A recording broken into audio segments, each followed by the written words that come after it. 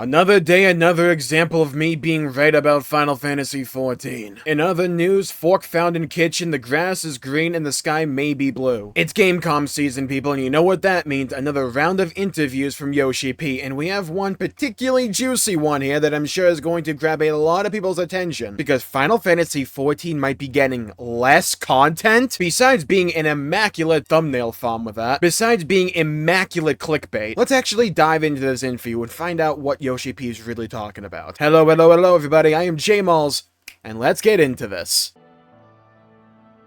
As always, I'll leave a link in the description down below to this interview if you wish to peruse it yourself, but at PCGamesN.com we have Final Fantasy XIV director Yoshida is ready to fix the MMO's difficulty problem, starting now. This interview was published by Ken Alsop, and let's get into this. New Final Fantasy XIV Deep Dungeon Pilgrim's Traverse is set to be a landmark moment for the long-running MMORPG. Game director Naoki Yoshida introduced the feature, which will arrive in Final Fantasy XIV patch 7.35 as an experiment to test a few things we want to change with FF14 overall. A big part of this is finding ways to make more content appealing to a wider range of players. So where else could we see this introduced? At Gamescom, we sat down with Yoshi P himself to discuss the upcoming variant dungeon, Ultimate Raid, and when we'll finally see the Beastmaster limited job. While I wasn't able to make it to Gamescom this year, me either, Jamie put my most pressing FF14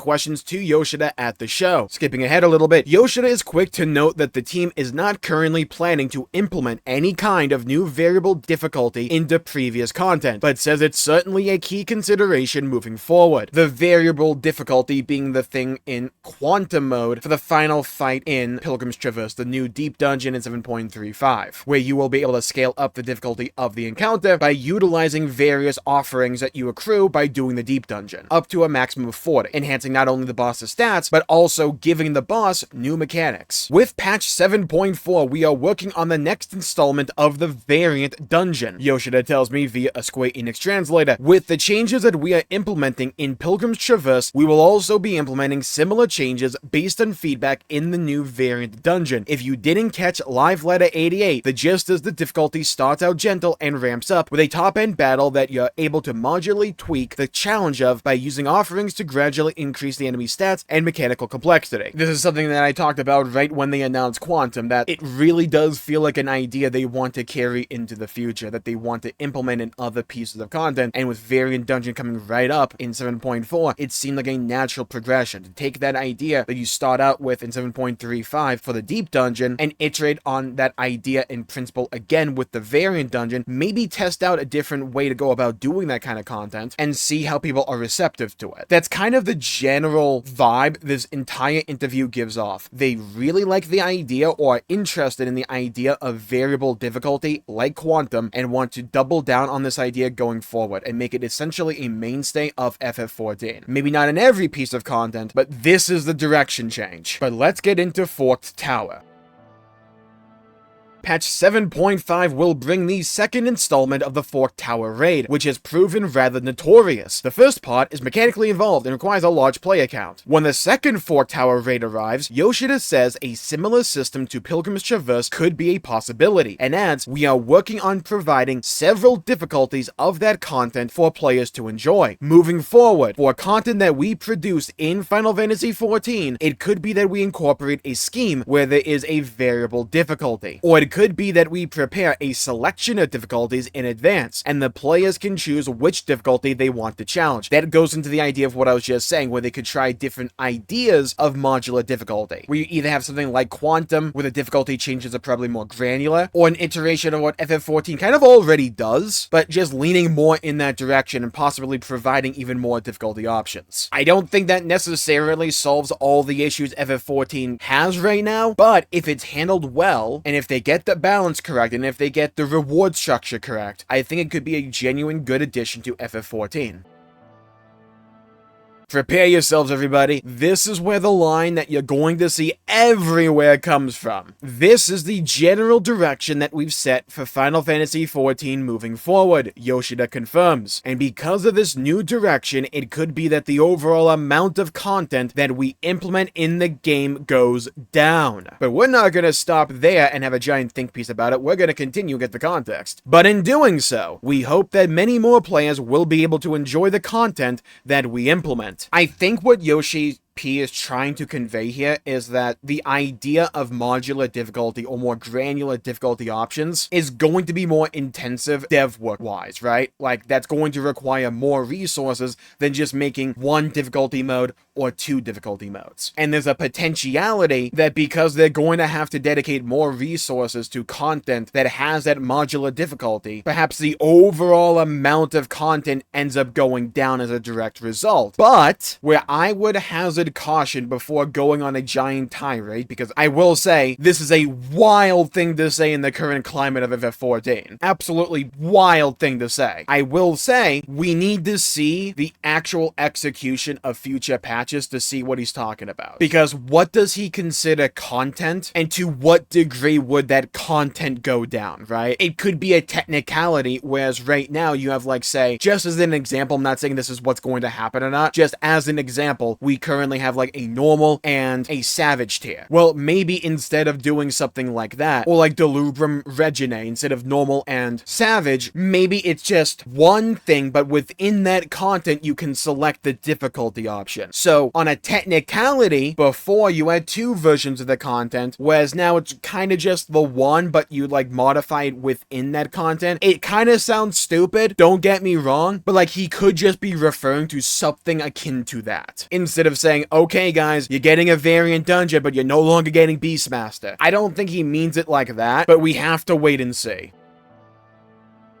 With FF14 8.0 and the next expansion still yet to be announced, Yoshida isn't ready to offer any hints there yet, although he's happy that the team is on the right road to achieving its stated objective for Dawntrail of offering more unique fights. He says, there's no set goal in mind for how this might evolve, but adds, it's always the case that we want to provide a unique battle experience, and I think with the response we have had, we are making good progress with that, and we will continue to put in our efforts to make battle content unique as an experience for the players. I quite like a lot of the bosses that I've done in Dawntrail, so I'm glad to see this. Especially in the most recent dungeon. Like, yeah, it's still a dungeon, so it ain't all that much, but I really like the actual design of the fights there. I think they were rather cool. As for what's to come in the remaining post-Dawntrail patches, Yoshida gives us a slightly clearer schedule with a few key confirmations. The next raid is going to be implemented in patch 7.4, everyone knew that. And probably in patch 7.5, there will be a new ultimate. I think that will also be quite a unique experience, so players who really like to tackle high-end battle content should be able to really enjoy that. Remember, Yoshi P did say before, when he was talking about 7.3 overall, during the live letters, that he wants more content to appeal to everyone, but you still need content to appeal to the extremes of hardcore and casual. For 7.4, we are quite into the development and we are making good progress on this, Yoshida says. For patch 7.5, the new limited job Beastmaster is going to be implemented, and also the new ultimate raid. Because of this, it is extremely hard on the development team. The battle team working on the development is really at a loss. He chuckles. For 8.0, we haven't even announced anything, so I would say, hypothetically, if we're working on it, it is smooth. Like my head. And then also in October, we have the Monster Hunter Wilds collaboration bringing Guardian Arkveld to the game. Final Fantasy XIV is not an action game, so the development of that battle was quite difficult, referring to Rathalos. He says Arkveld has offered some new opportunities. We have put a lot of work and detail into this, and the development process of this has been very intricate. We'll get more details in September, but he does hint. One thing I can say is, don't pay attention to the cast bar, but look at the monster's movement. In closing, Yoshida really emphasizes his desire for players to get in and try Pilgrim's Traverse when patch 7.35 hits. I want to get all of the feedback from players, he says, whether you're a deep dungeon veteran, a complete newcomer, a hardcore solo enthusiast, or savage and ultimate raider who might normally skip the feature. He wants to hear what you think of the changes. This is largely what I was talking about about when he announced 7.3 during the live letters, it's a direction shift for Final Fantasy XIV, and the Deep Dungeon is the start of it. The name of the game going forward seems to be modular difficulty and customizable difficulty, or just giving players access to more difficulty options to appeal to different skill brackets or just what people want to do any given day. Some days people might desire a harder piece of content, and then other days people may just want to be a little bit lazy or relax a bit and want something a bit less challenging. When it came to something like Quantum, that really did feel like an idea they wanted to essentially test with the Deep Dungeon, see how people react to it. He's even actively calling here for a lot of people to give him feedback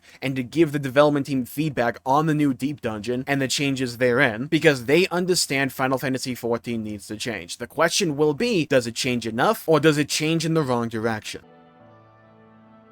As I've said before, I do not think the Deep Dungeon is going to completely change anybody's mind. I think there's going to be a lot of people that already like Final Fantasy XIV and are going to continue enjoying Final Fantasy XIV after the Deep Dungeon, and I think there's a lot of people that do not like the state of the game right now and are very critical of it, and I don't see the Deep Dungeon completely changing their mind or anything like that. I think the best case scenario right now is that the Deep Dungeon itself is fun, quantum difficulty is enjoyable, well balanced, and they nail the reward structure, because there's a lot of potential pitfalls when it comes to implementing content like modular difficulty, especially into a multiplayer game, and especially into an MMORPG. People are reward focused. They want efficiency. And if there turns out to be a BIS, if there turns out to be an optimal strategy, people en masse are going to migrate to that idea. So it's up to them to nail the landing, to stick the landing, to make it not only fun, but engaging and reinstill a craving to play more Final Fantasy XIV, and to make more people excited about the idea of modular difficulty going forward. The quote-unquote difficulty of content, I don't think was a major issue for a lot of people, but I think something like this can just change up the experience and possibly be a really cool addition for the game going forward. Doesn't fix everything, but I think it shows a healthy philosophical shift in perspective for the game moving forward, and I hope is a good sign of things to come. I've wanted them to take risks, I've wanted them to experiment for the longest time, and I'm glad that is the direction they are going in. I think there is a lot of work to be done, but you have to start somewhere. So here's where you come in. Leave a comment down below with what piece of content would you like to see modular difficulty implemented into. For me, I would love to see it during like questing and stuff like that, or especially the main story to increase the overall difficulty. I would find that engaging. But there's plenty more Final Fantasy XIV to talk about, people. We're on the march to 7.35. More interviews are bound to come out and are still coming out. And if you want to be up to date with Final Fantasy XIV and my thoughts on the current state of the game, you should leave a like and subscribe. Follow me on TikTok, Twitch, and Twitter, Jmulls G. I have a Discord in the description down below. And Final Fantasy XIV went after one of the biggest third-party modifications in the entire game. If you want to hear my thoughts on the entire situation, you should check out this video right here for more. Stay safe, everybody. Have a great day, and I'll see you all next time. Bye-bye, everybody.